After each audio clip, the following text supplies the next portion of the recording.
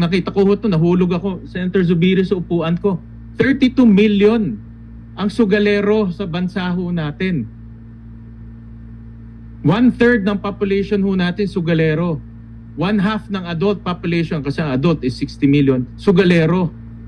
Nung nakita ko ho ito, Mr. Chairman, nahulog ako sa upuan ko eh. May we ask the chairman, may we ask lang where the source was from? PAGCOR. PAGCOR. This is from PAGCOR.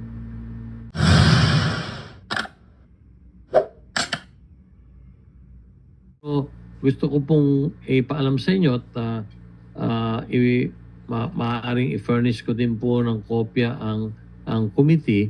Meron pong rules and regulations tayo sa lahat po ng ating mga license operators. And Baka ang sinasabi mo, Chairman Al, yung regulatory framework for the issuance of gaming licenses for the establishment of gaming venues. Ito po ay November 22, 2023. Meron ka ring revised regulatory framework for the remote gaming platform November 15, 2023.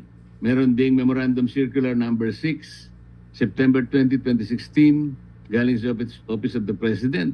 Okay. Meron DILG Memorandum Circular 2018-25, February 28, 2018. Meron ka ring Circular Letter number CL 2021-012, February 6, 2021. Meron kang BSP Memorandum number M 2018-002, 17 January 2018. Meron kang Republic Act 9487, ito yung PAGCOR Charter. Ito ba ang sinasabi mo na regulatory environment na po pwede mong ilaban dito sa lumalaganap na o papalaki ng salot na sinasabi ng chairman kanina?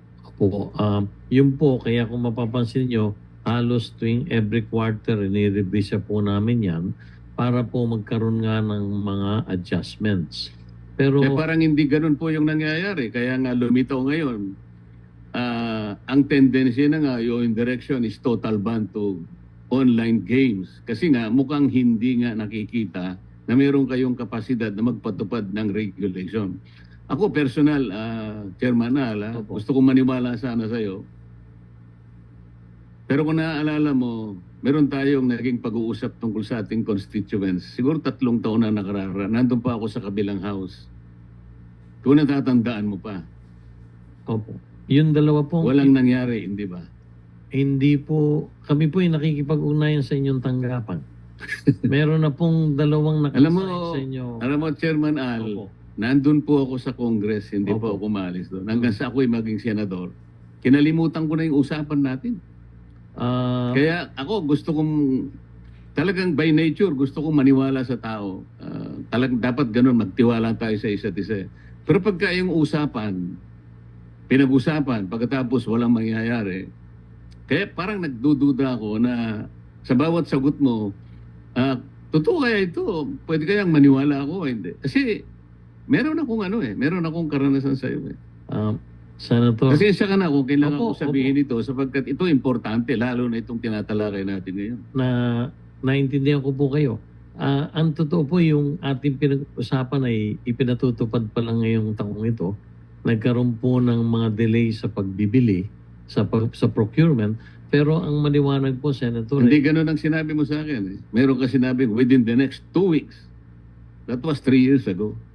actually, not this. Malinaw ang aking memory, Chairman Pareho Alan. tayo. Birthday po yun ng isang kakilala natin nung nagkita tayo. Kaya nga, so meron timeline yun eh, may time Opo. frame yun eh. Hindi yung sasabihin Nagkaroon natin. po kasi ng problema sa procurement. Ako po hihingi ng paumanhin sa inyo sa kadahilan ng kailangan po palang humingi pa ng clearance sa isang ahensya ng gobyerno. So, na-delay po yun.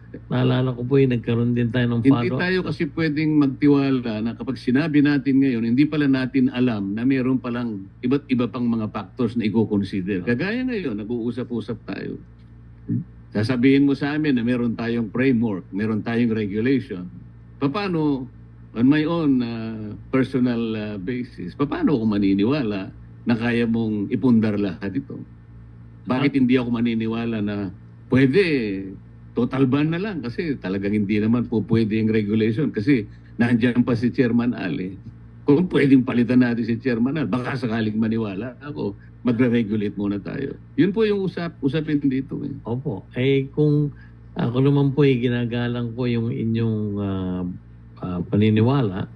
Pero gusto ko pong ipaabot sa Hindi inyo. paniniwala yung commitment Oh, natin dalawa. yung nasa- Kasi yung- ako, nung sinabi mo yon, sinabi ko na rin doon sa constituents. Mhm. So ako ngayon ang napahiya. Di bali na yon. Hindi ko naman pwedeng kasi sinabi sa akin ng chairman. Hindi, ako na pong gumawa ng paraan. Hindi lang po ako masisi ng mga tao. Opo, ako po'y sa harap ng lahat ay humihingi ng paumanhin. Pero gusto ko lang pong ipaabot sa inyo na hindi ko po personal na kasalanan. Nagkaroon po ng mga intervening events, na-delay po talaga at alam naman po ng lahat Chairman, karirinig ko lang ngayon eh.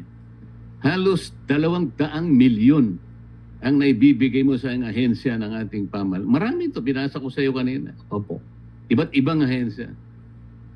Yung pinag-usapan natin, alam mo ba kung gano'ng halaga lang, no? Nagkakahalaga po ng 4 na milyong piso. Masisira ba ang salita natin ang dahil doon lang?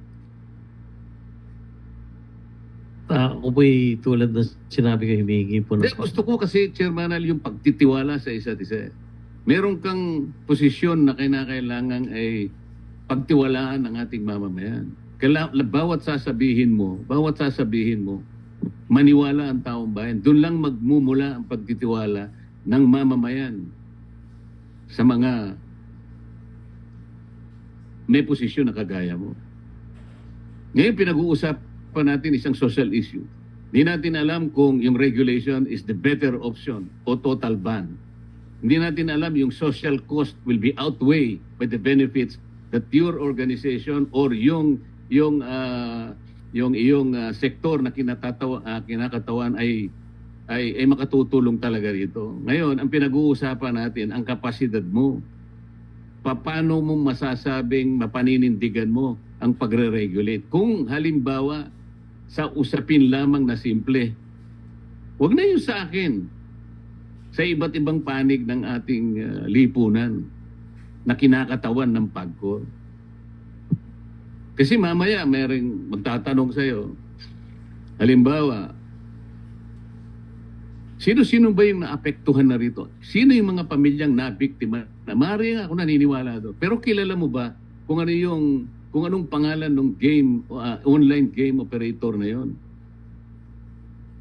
Na ginamit kung sino sa atin ang nabiktima na maaaring ikinalungkot ng pamilya, pinagsisihan ang nangyari. Alam niyo ba kung sino-sino yung mga tao na may-ari ng game, online gaming operator? Alam niyo po ba? Meron ba kayong listahan? Meron pong listahan. Senator. So, nasa legal po siya o... Nasa legal po. yan Hindi ko po po kasi alam yung sino po yung iprepresentang with. Hindi ko po kasi kilala po. Oh, pero yung kinasangkutan at ano yung ginamit na platform, alam niyo kung sino-sinong may-ari ng online gaming, di ba? Alam niyo lahat. Opo.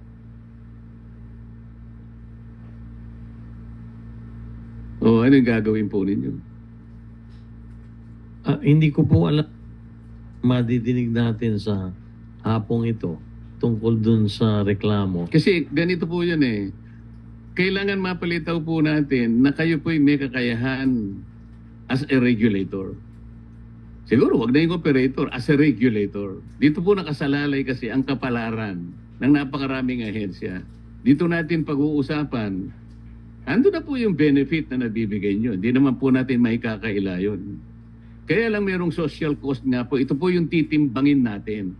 Napakahirap sa panig namin magdesisyon kung wala kaming tiwala sa kakayahan ninyo na i-regulate nga po ito eh.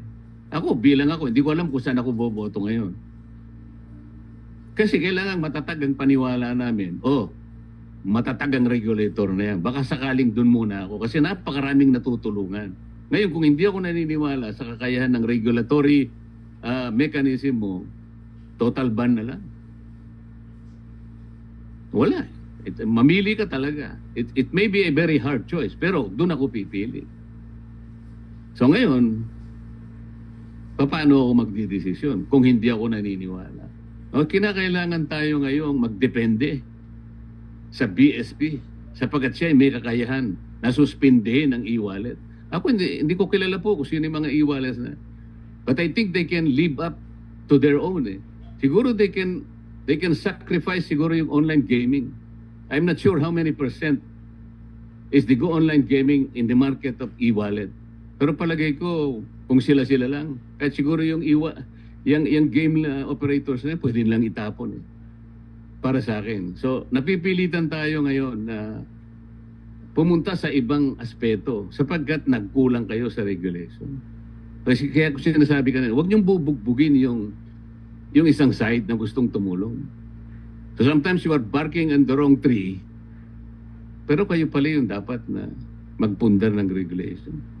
Yun lang po ang gusto ko, Mr. Chairman. Salamat po. Thank you very much, Senator Marcoleta.